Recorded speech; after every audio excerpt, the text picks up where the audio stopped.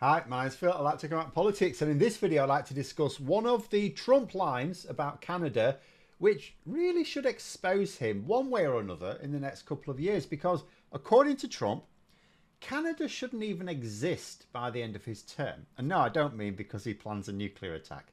So if Canada is still fine and healthy in a few years' time, shouldn't Trump be utterly discredited?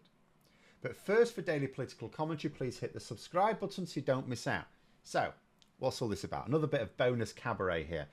Donald Trump keeps saying, amongst other things, he says a lot of things, but amongst other things, he keeps saying that the USA subsidises Canada.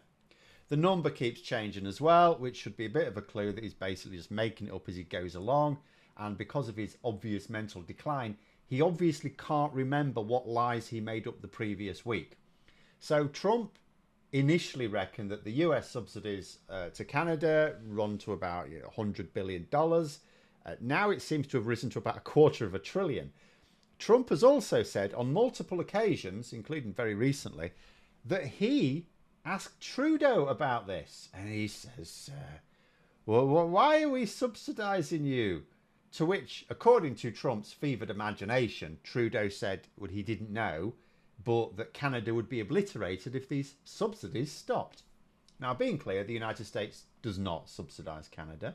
So what does he mean? Well, there was a CBC News report which seemed to have the answer. It got lots of clips of Trump saying this because he says it a lot and the words sort of change a little bit. But on one of the occasions he was talking about it, in his ramblings, he linked the subsidies, or his idea of the subsidies, to the trade deficit. So it would appear that when Trump talks about the United States subsidising Canada or giving Canada money, he doesn't actually mean forking over American taxpayer cash via the government, because that's ludicrous. He just means that the United States buys more from Canada than Canada buys from the United States. Now, the eagle-eyed amongst you may note that the trade deficit between the United States and Canada is only about $50 billion. It's not $100 billion, it's not $200 billion, it's certainly not $250 billion. But like I said, he's making stuff up and his brain doesn't work, right? But it's very likely that this is what he's referring to.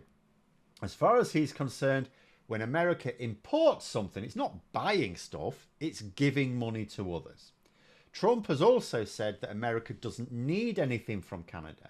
He rattled through some commodities such as lumber, energy, fuel. Not sure why I didn't go the whole hog and just say we don't need your maple syrup or moose burgers either.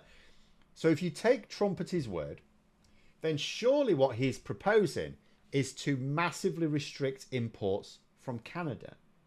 I mean, if he's right that America doesn't need anything and yet America's spending all this money getting things from Canada, I mean, he could just block imports from his northern neighbour altogether, couldn't he?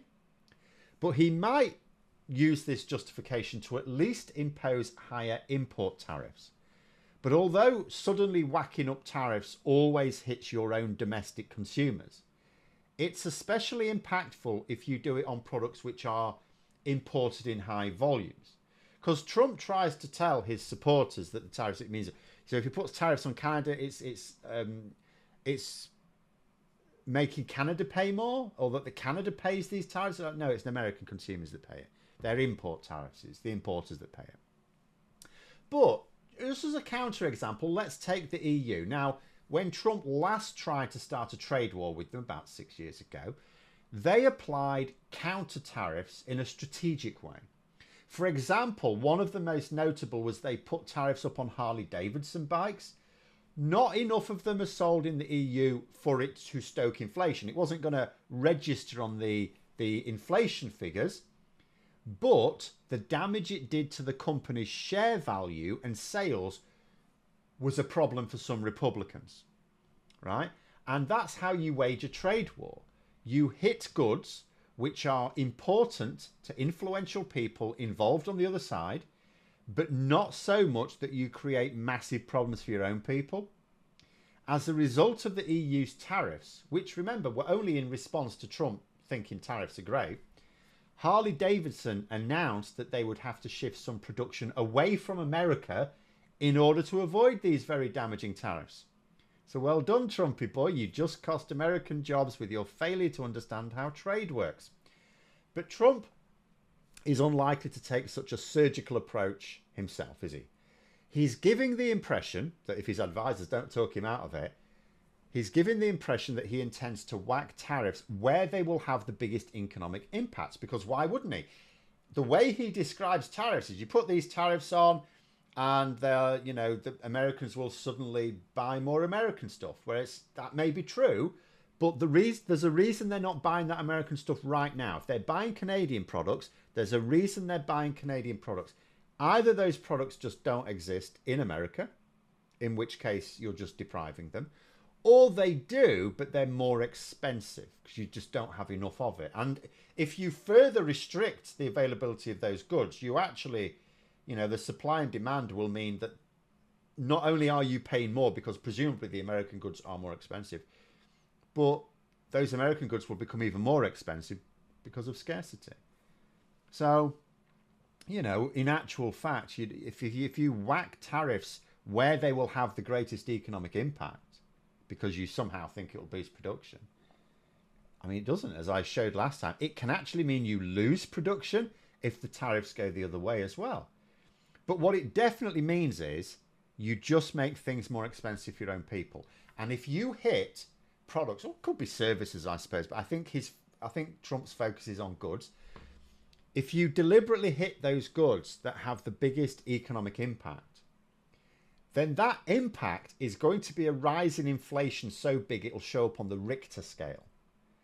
But Trump still talks about subsidies. So he doesn't make it clear that he's talking about a trade deficit because he seemingly doesn't know the difference, or at least he thinks the people he's talking to don't know the difference. So as far as his supporters are concerned, right, if they take Trump at his word, America gives Canada money. Trump doesn't know why America gives Canada money. According to Trump, Trudeau doesn't know why America's giving them money. So surely Trump, if neither the Canadian government nor the American government to come knows why, he'll just stop it, won't he? And because Trump also claims that it would obliterate Canada, then presumably that means that Canada is going to be obliterated, economically at least, in the next year or two, surely. So if it doesn't, won't that mean that Trump is either lying or an idiot? I mean, I suppose for the sake of Americans, and in fact all of us around the world who will suffer from any major downturn in the American economy, we'd probably better hope he's just lying.